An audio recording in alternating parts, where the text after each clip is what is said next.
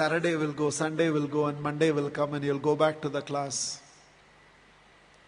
And like this teacher by name Mrs. Thompson entered the class for the first time. And she had this habit of starting her class by saying, "Love you all." But she knew she was lying because she could not feel that love for one of the students in the class who was very unkept, untidy. And there was nothing in the child that drew attention from Mrs. Thompson. She was little indifferent to the child. She picked him for every negative example and ignored him for all the positive reasons. That year, she had written the progress report for the first quarter. And it was a system in the school that the headmasters have to countersign every progress report. The headmasters called for Mrs. Thompson and told Mrs. Thompson, a progress report should report some progress. It should make a parent feel my child has a future. The way you have written the progress report for Teddy, that is how he was called. The way you have written the progress report for Teddy, parents will give up on Teddy. Mrs. Thompson immediately said, there's nothing I can do. I have nothing positive to write about the child. Immediately, the headmasters asked the administrative staff of the school to trace the old year progress reports of Teddy and send it across to Mrs. Thompson's class. Mrs. Thompson saw the third standard progress report. And it was written, the final remarks, Teddy is the brightest child in the class. She was stunned by what she read. She saw the fourth standard progress report, and progressively all the remarks suggested that Teddy's mother was suffering from terminal cancer. She is not able to give the attention she used to give to Teddy, and it's just beginning to show up on the performance of Teddy. The fifth standard progress report read, Teddy had lost his mother and along with that himself. He desperately needs help, otherwise we will lose this child.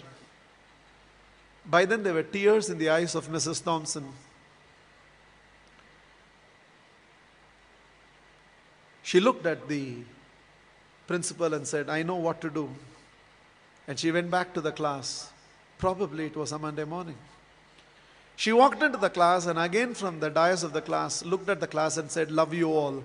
But she knew she was lying. The love she was feeling for Teddy right now was far, far greater than the rest of the class. She decided that she is going to change her approach. For every positive reason, Teddy's name was called. There was no more a negative reference to the whole thing. The last day of the school came. All the children had brought some gifts for the teacher.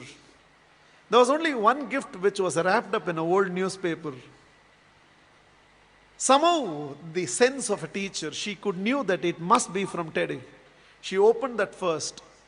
A half-used perfume bottle and a bracelet from which a few stones had already fallen was there.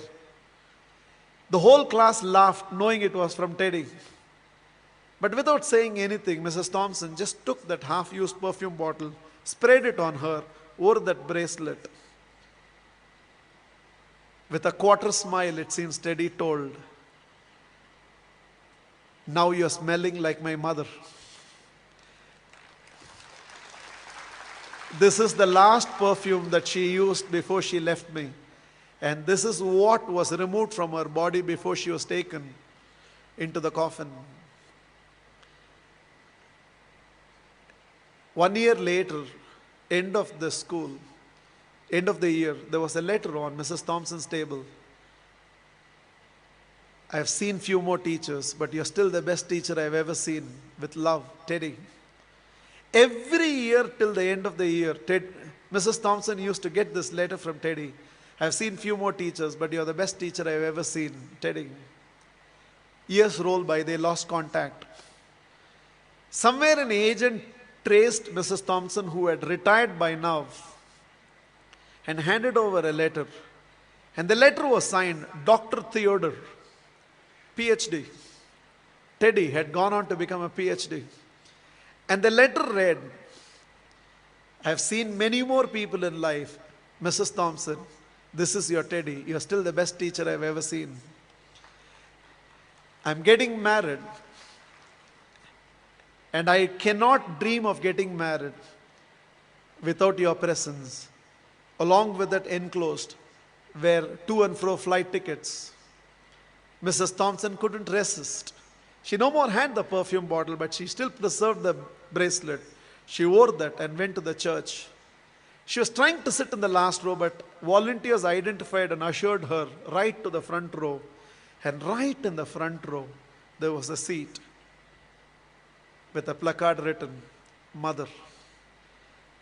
Theodore personally asked Mrs. Thompson to sit in the chair and whispered, "You are the closest to my mother that I have ever experienced. And whatever I am today, it's because of you, ma'am."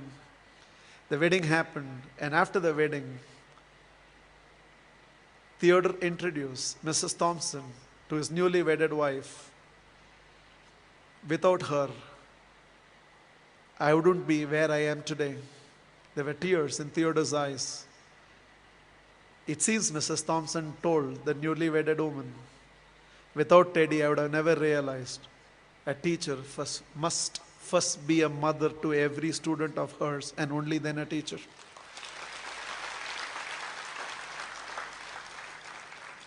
This is just my request to all of you. There is a Teddy sitting in your class. When you go back to your classroom on Monday morning, there is a Teddy in that class, and you can be that Mrs. Thompson. Please, on Monday, don't go back to the institutes as a teacher. Go back as a parent who can also be a teacher and be a turning point in the life of those children. You plus me. I believe we can build a new world.